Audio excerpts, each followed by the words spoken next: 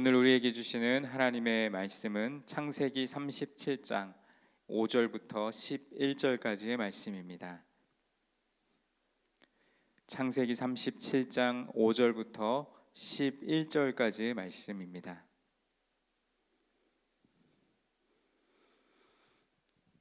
창세기 37장 5절부터 11절까지의 말씀을 우리 다 함께 봉독하시겠습니다.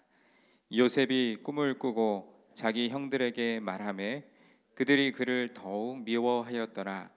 요셉이 그들에게 이르되 청하건대 내가 꾼 꿈을 들으시오. 우리가 밭에서 곡식단을 묶더니 내 단은 일어서고 당신들의 단은 내 단을 둘러서서 절하더이다. 그의 형들이 그에게 이르되 네가 참으로 우리의 왕이 되겠느냐, 참으로 우리를 다스리게 되겠느냐 하고 그의 꿈과 그의 말로 말미암아 그를 더욱 미워하더니 요셉이 다시 꿈을 꾸고 그의 형들에게 말하여 이르되 내가 또 꿈을 꾼즉 해와 달과 11별이 내게 절하더이다 하니라. 그가 그의 꿈을 아버지와 형들에게 말하매 아버지가 그를 꾸짖고 그에게 이르되 네가 꾼 꿈이 무엇이냐? 나와 네 어머니와 네 형들이 참으로 가서 땅에 엎드려 내게 절하겠느냐? 그의 형들은 시기하되 그의 아버지는 그 말을 간직해 두었더라. 아멘. 우리가 어제부터 묵상하고 있는 창세기 37장 말씀은 요셉에 대한 이야기가 주를 이루고 있습니다. 어제 살펴보았던 1절부터 4절까지의 말씀을 보면 이제 요셉이 다른 형제들보다 더 아버지의 사랑을 받고 또 그리고 채색 옷을 입혀서 많은 다른 형제들로부터 미움을 받는 모습들을 우리가 보았습니다. 요셉의 형들이 요셉을 미워했던 이유는 아버지의 편애 때문이었고 또 그들은 요셉을 만나면 편안하게 말하지 않았습니다. 왜냐하면 자신들이 행하는 여러 가지 잘못들을 이 요셉이 낱낱이 아버지에게 고했기 때문이죠. 그러던 어느 날 요셉이 꿈을 꾸었습니다. 그 꿈은 징조가 있는 꿈이었습니다. 그리고 형들과도 관계가 있는 꿈이었죠. 그래서 요셉은 그 꿈을 형들에게 말했습니다. 그 내용이 오늘 본문 5절부터 8절까지 기록되어 있습니다. 여러분 이미 다 아시다시피 요셉이 꾼 꿈의 내용은 이렇습니다. 요셉이 그의 형들과 함께 밭에 나가서 곡식단을 묶고 있는데 그런데 이 요셉이 묶은 단은 일어서 있는데 나머지 11명의 형들의 그 단이 요셉의 단을 둘러서서 엎드려 절하는 것이었습니다. 그러니 이 꿈이 의미하는 것은 분명하지요. 요셉이 형들보다 귀하게 돼서 형들이 요셉에게 절을 하게 된다는 것입니다. 물론 형들도 이 요셉의 꿈의 내용을 알았습니다. 그렇다면 이 꿈의 내용을 알게 된 형들은 이 동생 요셉에게 어떻게 해야 했을까요? 어떻게 하는 것이 하나님을 경외하며 섬기는 신앙의 사람들이 취해야 할 바른 태도였을까요? 우리가 신앙적으로 보면 이것은 뭔가 의미하는 바가 있구나라는 것을 바로 깨닫고 그것을 존중하고 또 그것을 이루어 갈 수 있도록 동생을 격려해주는 그것이 신앙인의 모습일 것입니다. 그리고 그것이 하나님을 경외하며 섬기는 신앙의 사람들이 가져야 할 바른 태도였을 것입니다. 그러나 이 요셉의 형들은 오히려 그와는 반대로 행했습니다. 그들은 요셉이 그러한 내용의 꿈을 꾸었다는 사실로 오히려 분을 냈습니다. 너가 참으로 우리의 왕이 되겠냐? 참으로 우리를 다스리게 되겠냐? 라고 하면서 요셉에게 윽박질렀습니다. 요셉에게 더욱더 불편하게 대하고 더욱더 미워하게 된 것이죠. 우리는 여기서 요셉의 형들로부터 중요한 신앙의 교훈을 한 가지 생각해 볼 수 있습니다. 그것은 우리가 가지고 있는 신앙과 또 우리의 삶을 살아가는 인격이 함께 자라가야 한다는 것입니다. 이 신앙과 인격은 따로 떼어 놓을 수 있는 것이 아닙니다. 인격이 신앙을 담아내는 그릇이기 때문이죠. 여러분 우리가 이렇게 새벽마다 주님 전에 나와 예배하고 또 여러 공예배를 섬기는 그 신앙의 모습은 우리 일상의 삶 속에서 우리들의 인격의 모습으로 드러나게 됩니다. 그렇기 때문에 우리 신앙이 자라는 것에 따라서 그에 상응해서 우리 인격이 자라지 못하면 그 신앙은 결국 우리의 삶에서 열매를 맺지 못하게 되는 것이죠. 죽은 신앙이라고 볼 수 있습니다. 또 반대로 인격은 자라지만 신앙이 자라지 못하면 그것 또한 문제가 됩니다. 왜냐하면 신앙이 인격을 다 채우지 못하고 남은 그 공간을 신앙과는 관계없는 세상적인 것들로 채울 수 있기 때문입니다. 그렇게 되면 신앙적으로는 아쉬움을 남길 수 있기 때문이죠. 그렇기 때문에 우리는 이 신앙과 인격이 함께 자라도록 항상 힘써야 합니다. 신앙만 강조해서도 안 되고 또 인격만 강조해서도 안 됩니다. 우리는 이 신앙과 인격이 함께 자라가도록 힘써야 합니다. 그럴 때 우리는 온전한 신앙의 사람이 되고 참된 신앙의 사람이 될 수 있습니다. 그것을 통해서 하나님은 우리의 삶에 많은 열매들을 맺게 하실 줄로 믿습니다. 이어지는 본문 9절에서 요셉은 또 한 번 꿈을 꿉니다. 요셉이 다시 꿈을 꾸고 그의 형들에게 말하여 이르되 내가 또 꿈을 꾼즉 해와 달과 11별이 내게 절하더이다 하니라. 대체적인 내용은 첫 번째 꿈과 같았지만 이번에는 곡식단이 아니라 해와 달과 11별이 그에게 절하는 꿈이었습니다. 이렇게 같은 내용의 꿈을, 그리고 그것도 징조가 있는 꿈을 거듭해서 꾼다는 것은요, 우리에게 하나님이 무언가 우리에게 말씀하고 계시구나, 그리고 이 일을 정말 이루시겠구나라는 것을 나타내어 줍니다. 창세기 41장 32절 말씀을 보면 이 요셉이 나중에 바로의 꿈을 해석하게 되는데 그때 이러한 말씀이 있습니다. 바로께서 꿈을 2번 겹쳐 꾸신 것은 하나님이 이 일을 정하셨습니다. 하나님이 속히 행하시리니라고 말씀한 부분을 보면 징조 있는 꿈을 여러 번에 걸쳐서 꾸게 하시는 것은 분명 하나님의 어떤 뜻이 있구나, 그리고 하나님이 정말 이 꿈의 내용대로 이루시겠구나라는 것을 의미한다는 것이죠. 하나님께서는 종종 꿈을 통해서 하나님의 계획과 또 하나님의 뜻을 우리에게 알려주십니다. 구약 시대의 많은 선지자들을 통해서도 그러셨고 또 신약 시대에도 이런 일들이 자주 일어났습니다. 사도들은 성령 충만하여 환상을 보았습니다. 주님의 제자들은 성령이 충만해서 징조 있는 꿈을 꾸기도 했습니다. 그래서 그 꿈을 통해 하나님의 뜻을 깨닫고는 했습니다. 지금도 하나님께서는 그의 계획을 종종 꿈으로 우리에게 알려주시기도 합니다. 저도 교구 목회를 하다 보면 오랜 시간 신앙생활 하신 권사님들 중에 꿈을 꾸시고 또 그 꿈을 통해서 저에게 말씀해 주시기도 하고 또는 그 꿈의 내용이 뭘 의미할까요? 이렇게 물어오시기도 합니다.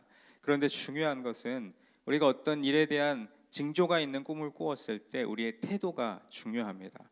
그것을 함부로 많은 이들에게 알리고 또 말하고 그런 것이 옳은 것이 아니라 그것을 잠잠히 마음에 품고 기도하면서 하나님이 과연 이 꿈을 통해서 내게 하시는 그 하나님의 의미, 그리고 하나님의 말씀이 무엇인지 그것을 구하려고 기도하는 태도가 우리가 올바로 가져야 할 태도입니다. 그렇다면 오늘 본문에서 이 요셉의 형들은 이 거듭되는 꿈 이야기를 듣고 어떻게 행동했습니까? 또 이때 아버지 야곱은 그의 아들 요셉에게 어떻게 행동했나요? 오늘 본문 10절로 11절 말씀을 제가 다시 한번 읽겠습니다. 그가 그의 꿈을 아버지와 형들에게 말하매 아버지가 그를 꾸짖고 그에게 이르되 네가 꾼 꿈이 무엇이냐? 나와 내 어머니와 내 형들이 참으로 가서 땅에 엎드려 내게 절하겠느냐? 그의 형들은 시기하되 그의 아버지는 그 말을 간직해 두었더라. 아멘. 이 요셉의 형들은 거듭되는 꿈 이야기 때문에 심기가 더 불편해집니다. 더욱 미워하게 된 것이죠. 물론 인간적으로는 충분히 그럴 수 있습니다. 또한 이 아버지도 이 꿈을 듣고 요셉을 꾸짖습니다. 왜냐하면 다른 형들이 볼 때에도 이 꿈의 내용이 유쾌하지 않기 때문이죠. 그렇지만 마지막 오늘 11절 하반절에 보면 아버지는 그의 말을 간직해 두었더라라고 말씀합니다. 왜냐하면 이미 정해놓으신 하나님의 그 뜻과 계획이 의미 있는 것이기 때문에 그것을 마음에 간직해 둔 것이죠. 이 요셉의 형들은 하나님께서 요셉에 대해 중요한 계획을 갖고 계심을 깨달아야 했습니다. 그리고 그것의 영적인 의미를 구하려고 기도했어야 했습니다. 그리고는 이제 그들이 어떻게 해야 할지, 특히 동생에 대해서 어떻게 해야 할지 그것을 하나님께 여쭤보았어야만 했습니다. 그리고 하나님의 음성을 구해야 했습니다. 그러나 그들은 오늘 본문에 기록된 대로 요셉을 시기했습니다. 결국 이후 본문에 이어지는 대로 그 시기심 때문에 요셉을 애굽에 팔아버리는 악행을 저지르죠.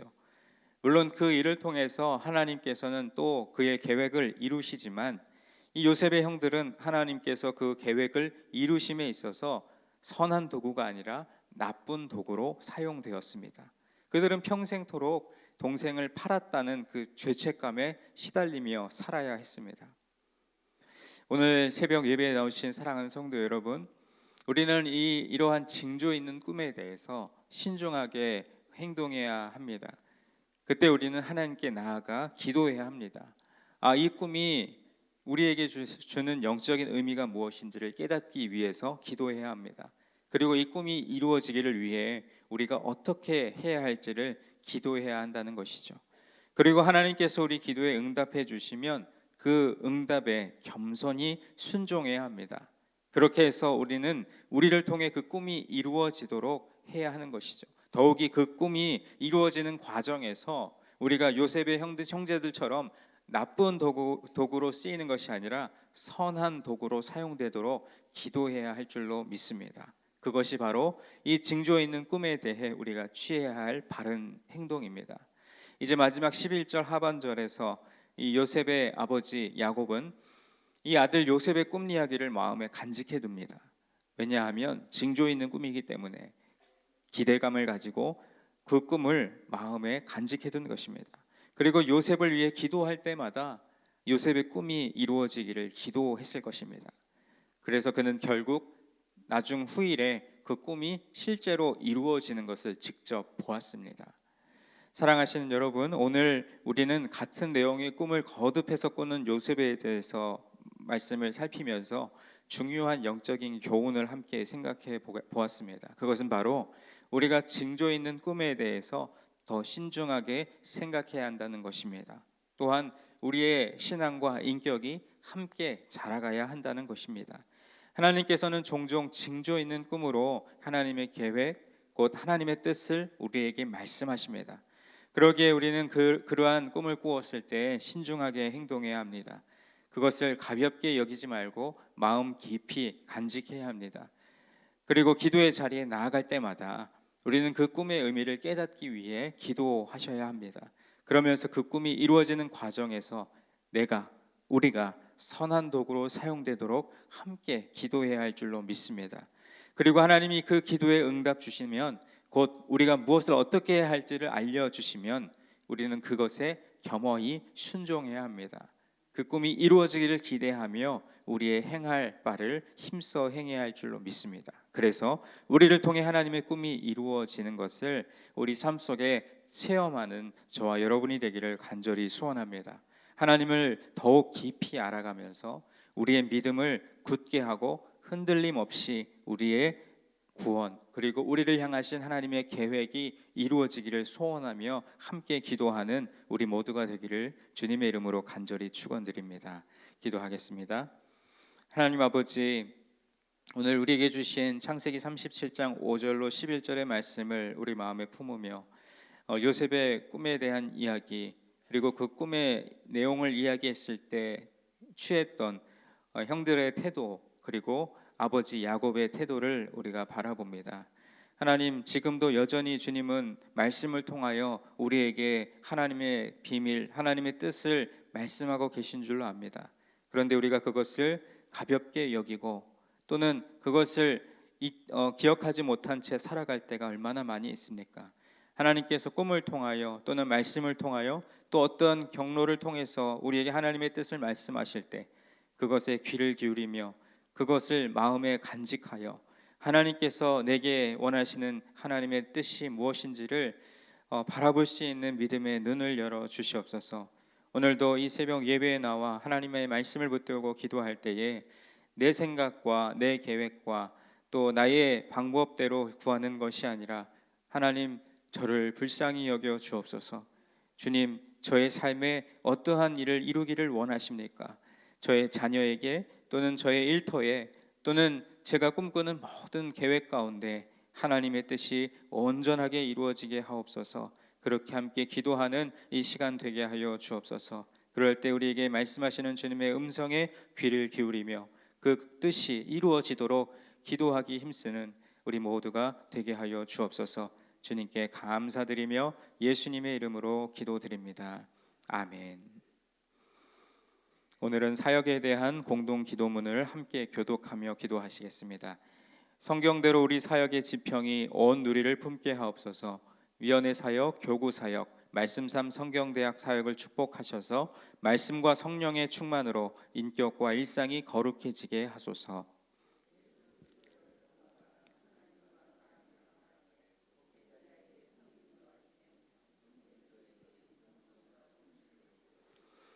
한 사람을 사랑하고 세우는 일이 사역의 근원이 되게 하시고 하나님 나라에 헌신하는 작은 모임을 거룩한 영으로 채우시며 우리 사역이 사회 변동과 역사 흐름을 이끌어가게 하옵소서. 아멘. 주기도문 하시겠습니다.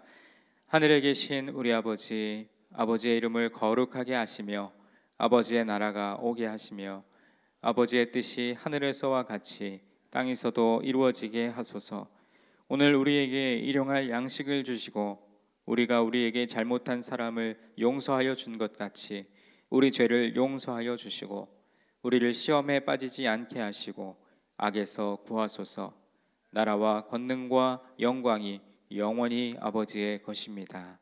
아멘.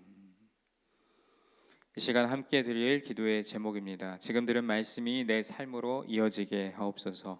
올해 우리 교회에 주신 로마서 12장 1절 말씀을 붙잡고 영적 예배를 회복하게 하옵소서.